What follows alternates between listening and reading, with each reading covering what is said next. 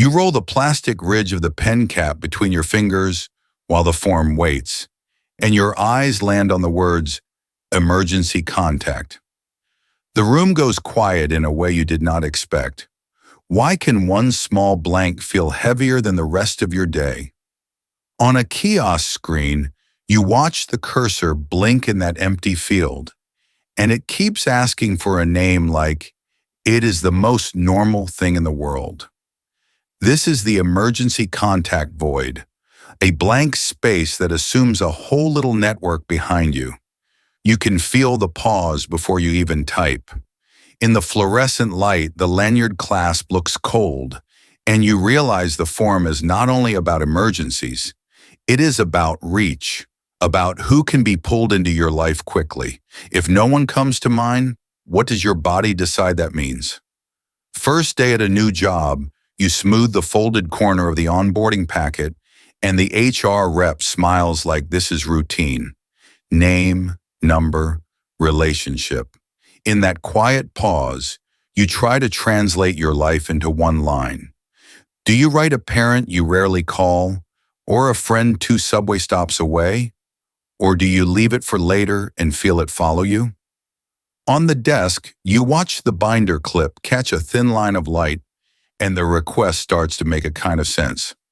Institutions want a shortcut to reach someone when you cannot answer. It is less romance and more routing. You glance at the dry edge of the purple stamp pad, and the blank feels less personal. Most paperwork was designed for households, not for one person living alone. That is the quiet part. In a clinic lobby, you shift in a vinyl chair and feel the seam tug at your sleeve as a tablet slides over. Emergency contact again. You are fine, but your stomach tightens as if you are not. You scroll for a name like you lost a key. Have you ever wanted to apologize for not having a person ready? A scuffed keycard sleeve drifts across the counter, and you notice how the question changes depending on where you are. Sometimes they mean a true emergency. Sometimes they mean someone to pick up keys. Sometimes they mean a person who can just confirm you exist. The blank is doing different jobs. You turn your phone over and see a fingerprint smudge on the glass, and you start to separate 2 problems. One is who to reach for urgent decisions. The other is who to reach for logistics when you cannot answer. Could the second one be easier, even if the first one feels impossible? At the gym, you squint at the treadmill, screen glare while the membership tablet asks for an emergency contact before it will save your profile. You came here to be alone in public, to move quietly, to reset your week. Instead, you are negotiating with a blank box. You almost type the name of someone you barely know, then stop. What feels more honest, a safe reach or an accurate one? In the hallway, you feel the spare key on your ring swing once as you greet a neighbor, and you notice something simple. Being able to reach someone is partly about permission, not closeness. A contact is a role. You look for someone who would say yes to that role. At the subway gate, you notice the turnstile glass glow faintly, and it reminds you this is not a popularity test. It is a routing problem. The quiet sting comes from mixing those up. In your apartment lobby, you press the textured intercom button and watch the light flicker as the manager asks for an emergency contact. You think about a neighbor who waters plants and a coworker who knows your schedule. You are not choosing the best person in your life. You are choosing the most reachable one. That is a different kind of choice. You slide a small index card into your wallet and feel its rounded corner, and you imagine a contact ladder instead of one perfect name. Top rung is urgent decisions. Next rung is logistics. Next rung is information only. If a form forces one box, which rung are they really asking for when they want to reach someone? On your phone, you watch the 3 dots appear in the chat bubble, then vanish, and you realize the hardest part is the ask. You can keep it quiet and simple. Would you be okay as my emergency contact for paperwork? That wording makes it smaller and clearer. Who could you ask in a way that respects you both? A fridge magnet pinches a folded note, and it makes you think about backup plans when the box stays blank today. Some offices accept a simple alternative, and some will tell you what they really need. It can be okay to ask what contact means. Late at night, you peel a mailing label and watch the adhesive sheen catch the lamp, and you remember a permission slip that asked for 2 contacts. You filled the first with someone reliable but far, and the second with someone nearby but casual. Neither was your closest person. Both were people who would pick up.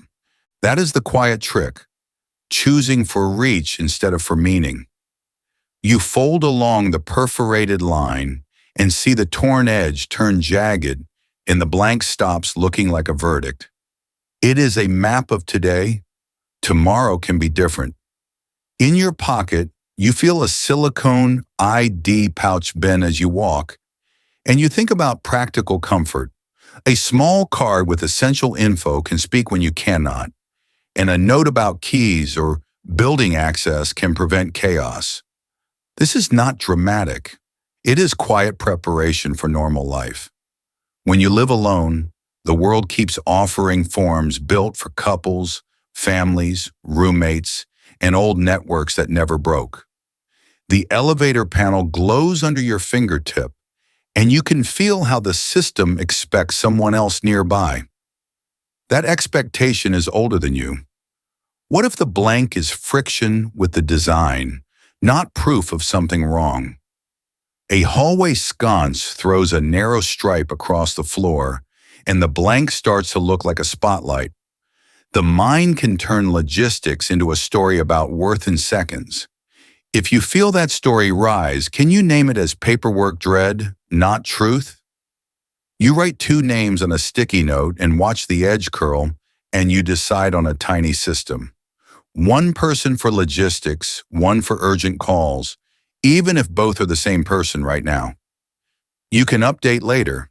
The reach can grow quietly, 1 yes at a time.